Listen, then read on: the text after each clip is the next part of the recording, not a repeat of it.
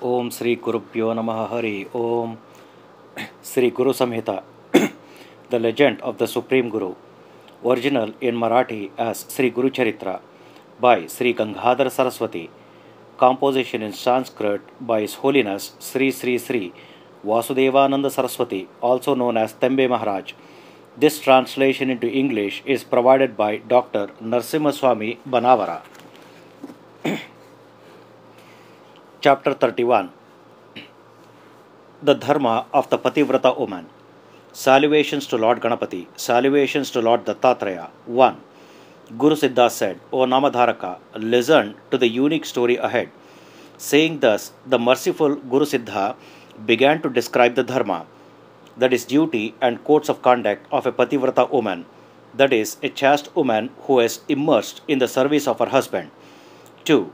The ascetic said to Sumati, O daughter, I shall describe to you the Dharma of a woman. Listen, O virtuous lady.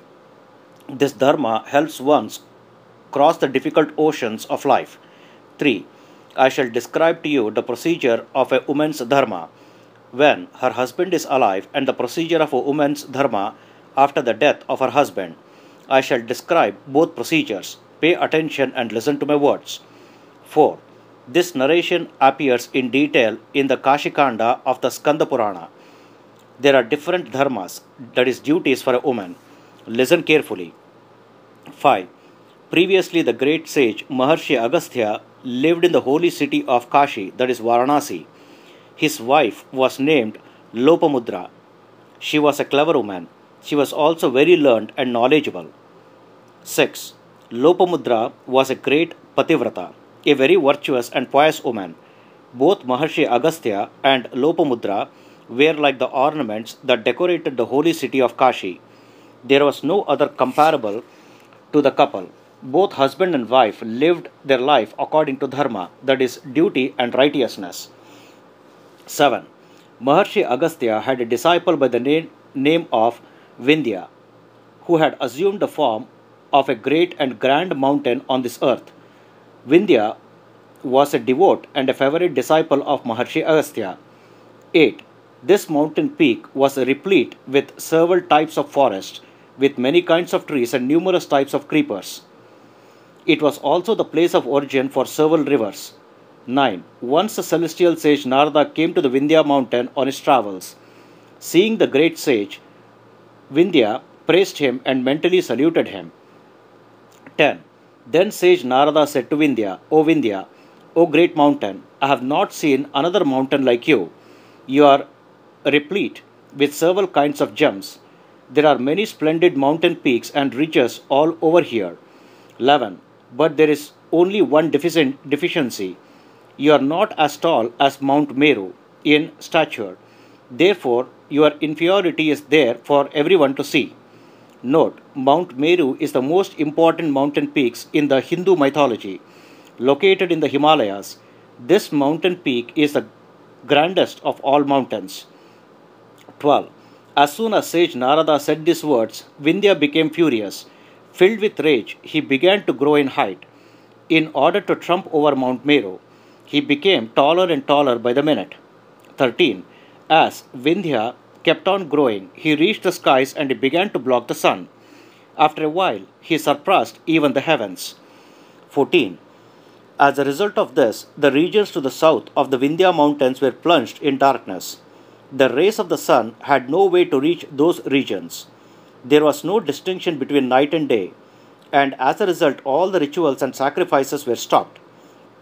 Note, many rituals and sacrifices are supposed to be performed only during the daytime. If the rituals are stopped, they affect the stability and harmony of the universe and of the people's day-to-day lives. 15. All the sages got together and approached Lord Indra, the king of the gods. They described to him the actions perpetrated by Vindhya. 16. Lord Indra became angry upon hearing the sages. Narration. In order to find a suitable solution for this problem, he accompanied the sages to Brahmaloka, that is the abode of Lord Brahma. He saluted Lord Brahma and described in detail the incident involving Vindhya. 17. Lord Brahma said, O Indra, the great sage Maharshi Agastya is the guru of Vindhya. He is extremely knowledgeable man and a scholar. He is the best among the people who have realized Brahman. He lives in the holy city of Kashi. Motivate him to move towards the southern regions. 18. Maharshi Agastya is a great man. If he proceeds towards the southern regions, he will perform many benefits for many people there. Right now, the southern regions are devastated.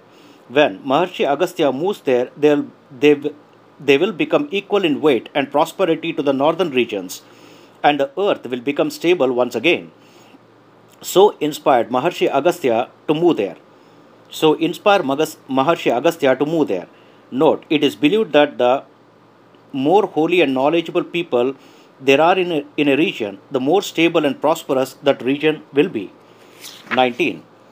When Vindhya sees Maharshi Agastya coming before him, he will bow to his guru, prostrate himself before the sage and salute him with profound devotion.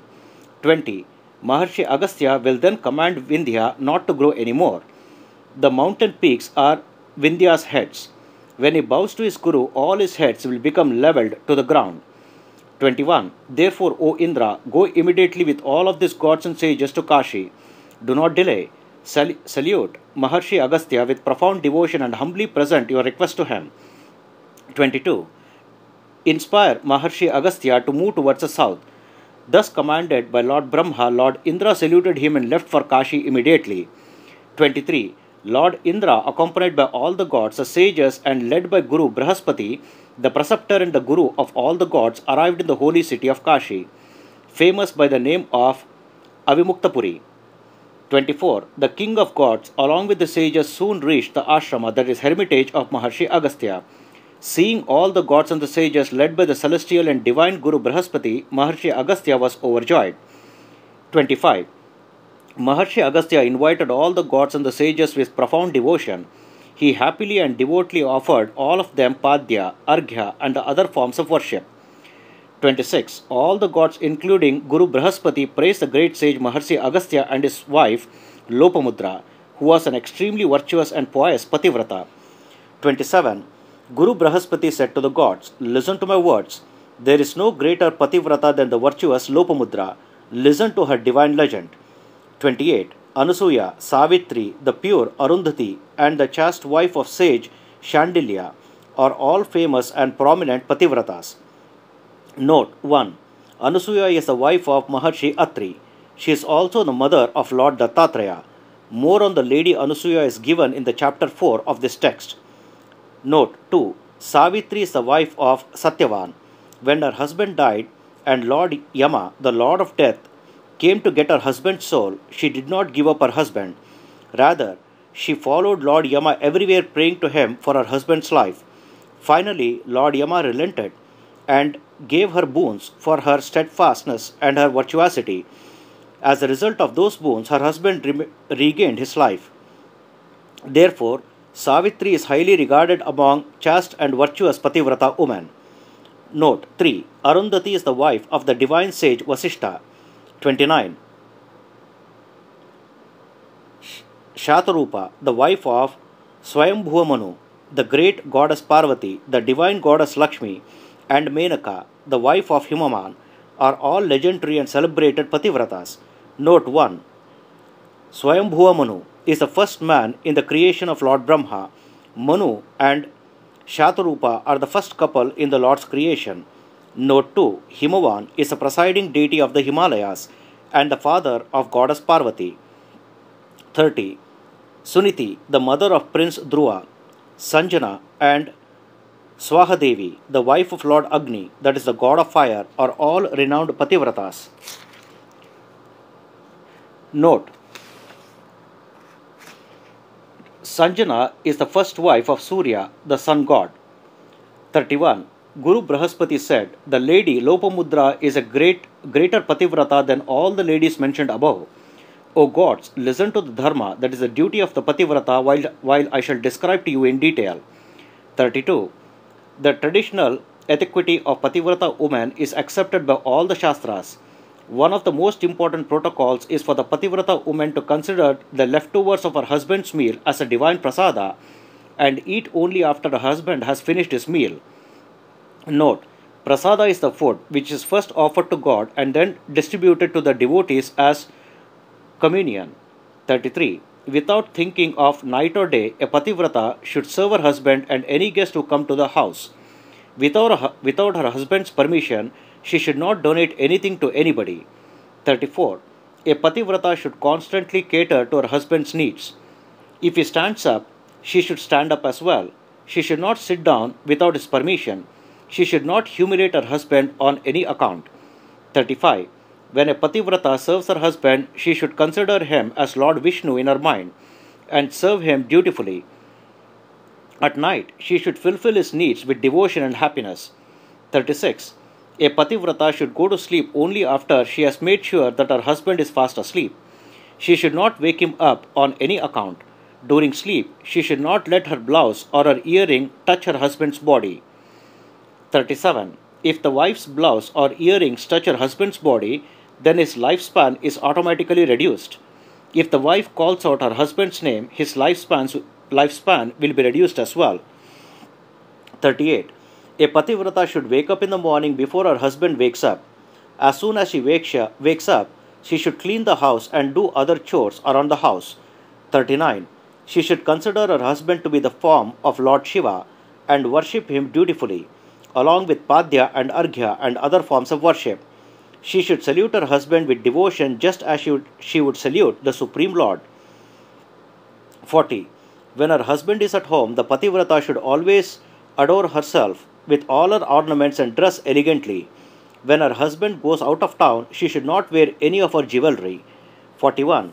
If her husband chides her with harsh words, she should beg forgiveness from him. If his anger is not appeased and he speaks scornful words, she should not take them to mind seriously. She should console her husband in other ways. 42.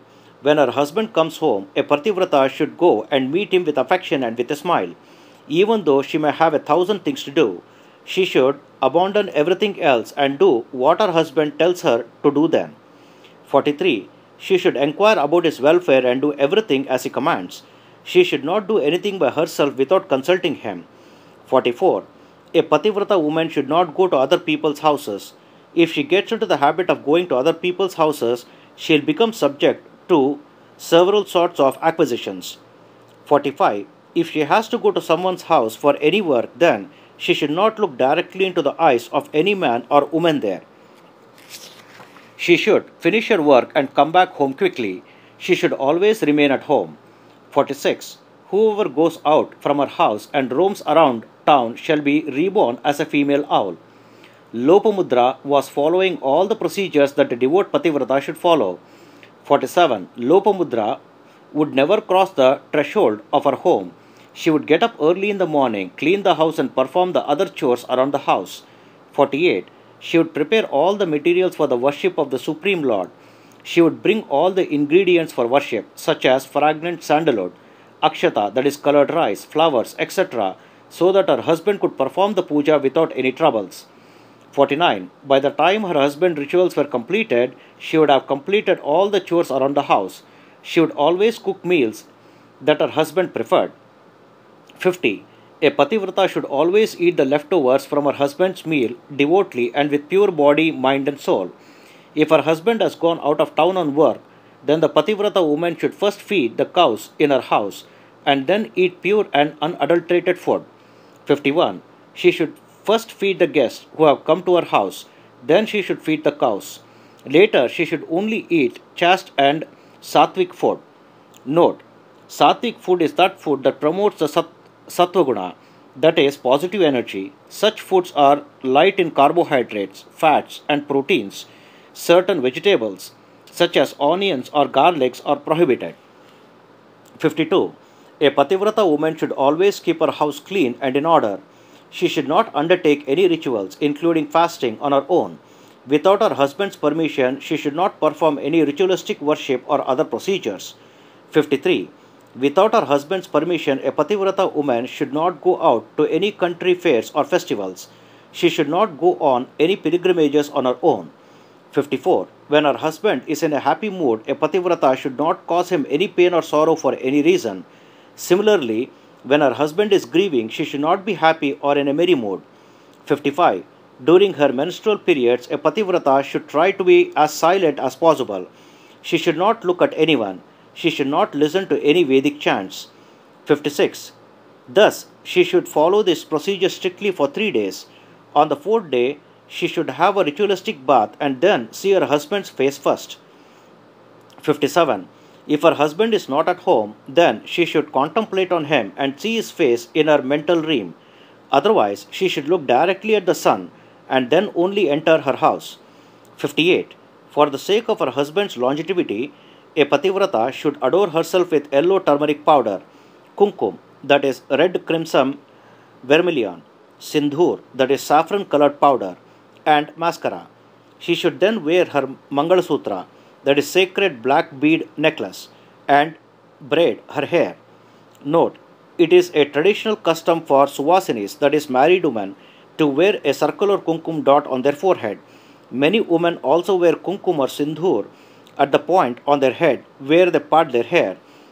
These marks indicate that they are Suvasinis. 59. Braided hair and tambula, that is betel leaves and betel nut, are two important signs of a Suvasini. When her husband is nearby, a Pativrata should always wear bangles, either golden bangles or glass bangles or both. 60. A Pativrata should not entertain her next door neighbor or a washerwoman, nor she should mix with them.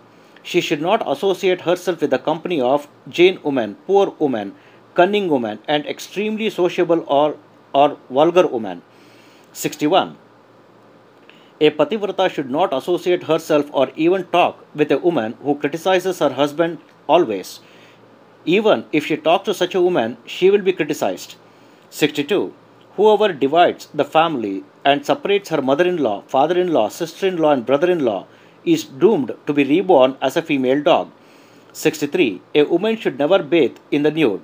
A Pativrata should never sit on the pestle, mortar, millstone, or grinding stone. Note, all these appliances in the kitchen are considered to be a form of the goddess Lakshmi, and these appliances are used in the preparation of food.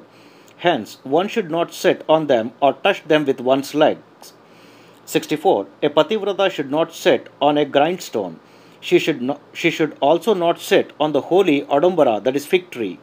These are the primary qualities of a Pativrata. 65. Whoever constantly quarrels with her husband shall be subject to extreme distress and sorrow. A Pativrata should not do anything that is not acceptable to her husband. 66. Even if her husband is poor, cruel, or impotent, even if he is a leper or suffers from other diseases, or even if he is a dwarf, a Pativrata should regard him with respect and look upon him as equivalent to God. 67. Irrespective of his looks and qualities, a Pativrata should regard her husband as equivalent to Lord Vishnu. She should always follow his orders to the words. Then she will be highly regarded by even the gods. 68. A Pativrata should always wear only those clothes and jewelry that her husband likes.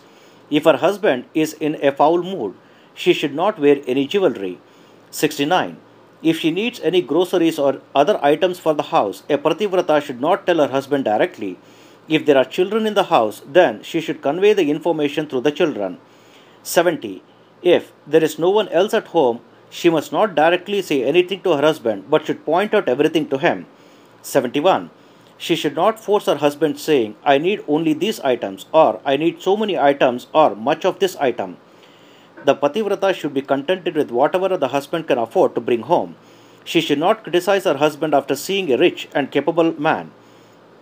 72. Seeing people going on pilgrimages, she should not desire to go on such pilgrimages. Service of her husband is her only pilgrimage. She should consider the water with which she washes her husband's feet as holy tirtha. 73. She should drink the water considering it to be more sacred than the waters of the holy Ganga. Therefore, the husband is the supreme lord for the wife. If she considers that to be true, even the Trinity, Brahma, Vishnu, Shiva, will be pleased.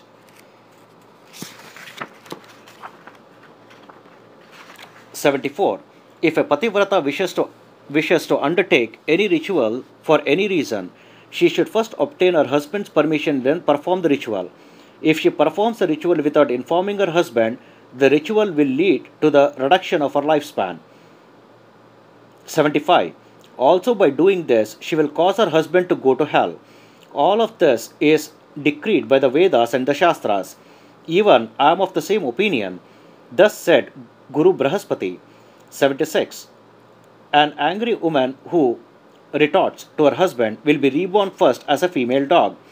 She will then be reborn as a female jackal, and she will live near the villages. 77. A Pativrata should wash her husband's feet every day and drink that water, considering that to be holy tirtha of the gods. She should first feed her husband with whatever they have been given by God that day, and she should have her meal with the leftovers from her husband's meal. 78. If she does that, Lord Shiva will be pleased with her, and he will grant her all her desires and wishes. She and her husband will attain the divine heavens as well. 79. A Pativrata should never go out to lunch in the forest or for lunch at other people's home. Similarly, she should not go to her relatives and friends' houses daily for lunch or other purposes. 80. Even if her husband is very poor and incapable of earning a good income, a Pativrata should not listen to news from a rich man's house. Even if her husband has strayed from the path of Dharma and etiquette, she should not taunt or ridicule him at all.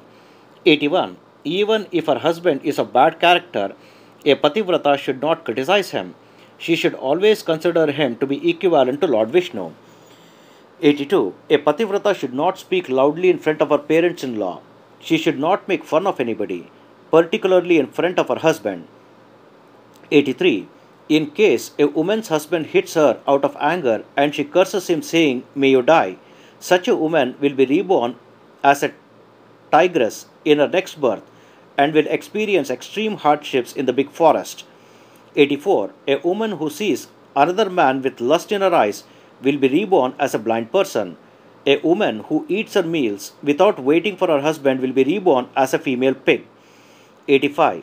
As a result of that sin, she will also be reborn as a female vulguli, that is a species of bats, which eats its own faces. 86. A woman who angrily retorts to her husband with harsh words shall experience extreme hardships and distress for 7 lifetimes. She will also be born as a dumb woman and will experience severe poverty. 87.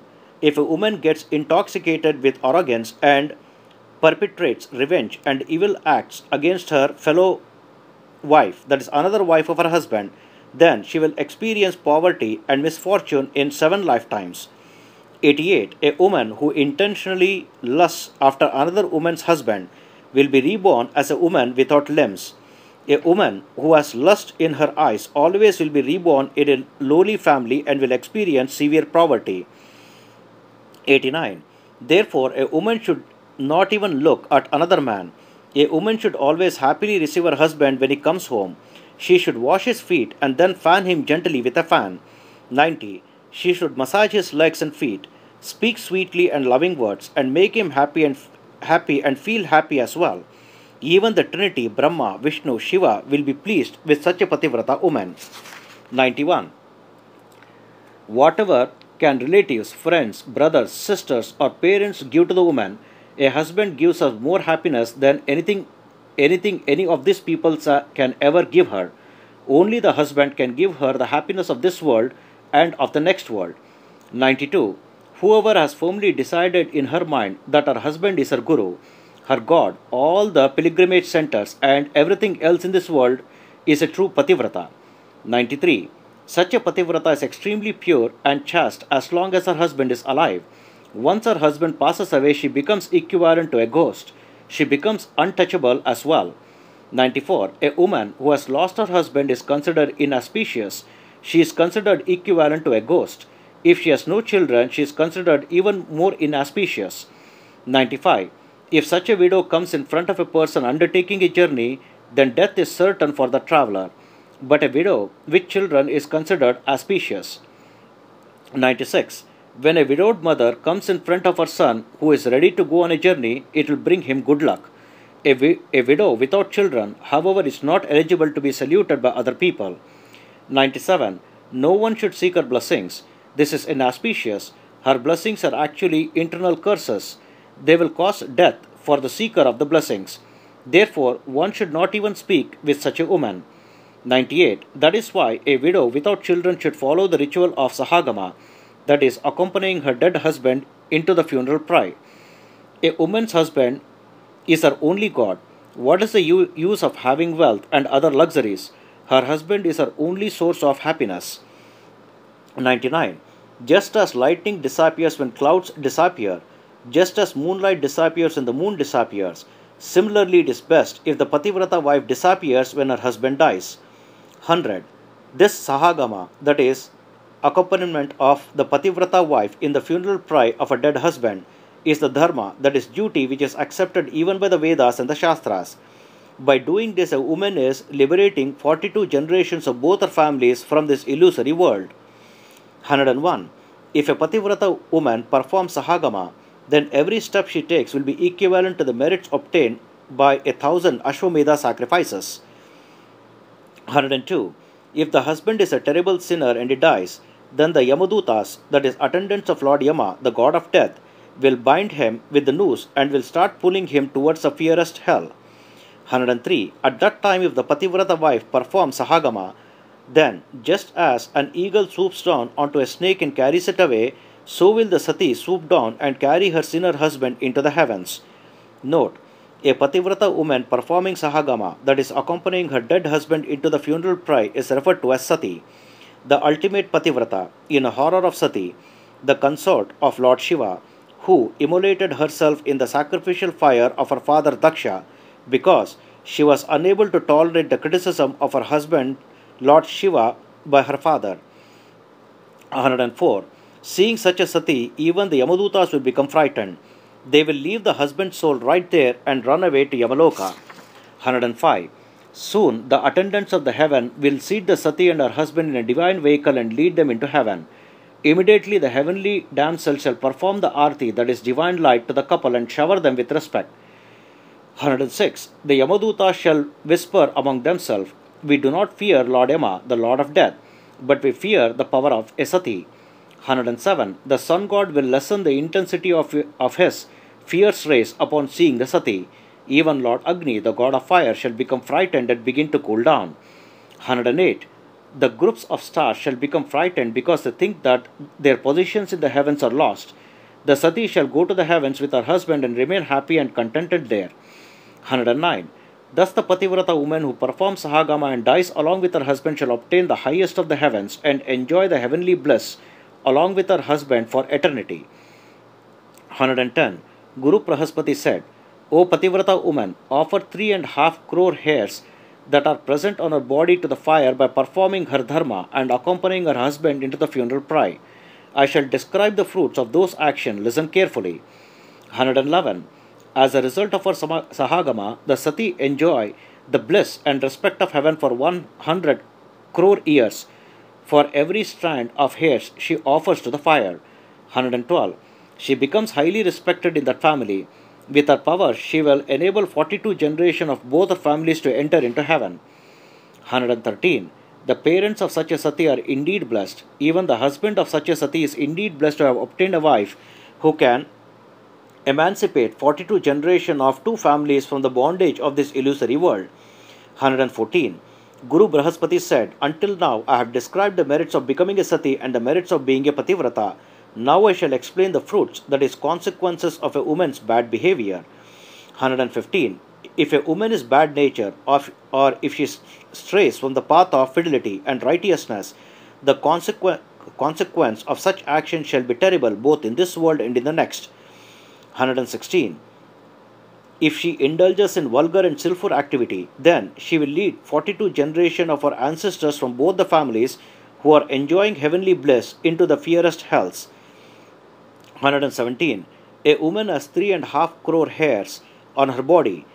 A sinful woman will suffer the distress and anguish of hell for the same number of years that she has hairs on her body. 118. When a Pativrata walks on the earth, Mother Earth shall become purified. That is why Mother Earth always longs for Pativrata to walk the earth. 119. The sun and the moon always wish that the rays fall upon a Pativrata woman so that they can become purified. 120. Vayu, the god of wind, and Varuna, the god of the ocean waters, also become instantly purified with the touch of Pativrata woman. 121. There are many women in every household. Each of them is beautiful and gracious in their own right. But what is the use? If a woman is a true Pativrata, then she will become the liberator of her families. 122. If there is a Pativrata woman in a family, that family is indeed blessed and meritorious. Her husband is indeed blessed and meritorious as well. If the head of the household has obtained a Pativrata as his wife, then he must consider her the result of his merits for 7 lifetimes. 123. If there is a Pativrata in the house, then all the 4 Purushastras shall be fulfilled in that house. A man obtains a Pativrata as his wife only as a result of merits from his previous births. 124. If the lady of the house is not a Pativrata, then all the merits of the head of the household shall be destroyed.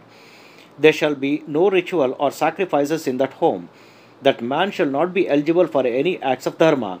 125. If the lady of the house is not a Pativrata, then the head of the household is not far from the forest. His life is a complete waste. He will be in bondage by his own previous actions and will be the subject in eternal sorrows. 126. Whoever gets a Pativrata wife, he is indeed meritorious and blessed. The company of the Pativrata wife shall lead to the obtainment of a good and competent son as well as the attainment of heaven. 127. A man without a wife is not eligible for any acts of Dharma. He shall not be eligible for any righteous or religious actions. As a result, his ancestors shall be bereft of their position in heaven and they will fall from heaven. 128. The darshan of a Pativrata woman is just as meritorious as a bath in the divine river Ganga. With the mere darshan of the Pativrata woman, all sins from 7 lifetimes shall be destroyed in an instant. Even the Panchamahapapa, that is 5 deadly sins, shall be destroyed. 129. This is the legend of the Pativrata. Thus are the Dharma, procedure and the code of conduct for the Pativrata as explained by Guru Brahaspati, the son of Gangadhar, known by the name of Saraswati. Describe the great legend of the Supreme Guru which fulfills all the desires and wishes of one and all. Thus ends chapter 31 in the Karma Kanda in the dialogue between Guru Siddha and Namadharaka in the text known as the Legend of Narasimha Saraswati, authored by Gangadhar son Saraswati in the Marathi language as Sri Guru Charitra and referred to as Sri Guru Samhita, composed in the Sanskrit language by His Holiness Sri Vasudevananda Saraswati. Om Tat Sat. Mantrahina, Kriyahina, Bhaktihina, Kshamapate. Om Sri Krishnarpanamastu.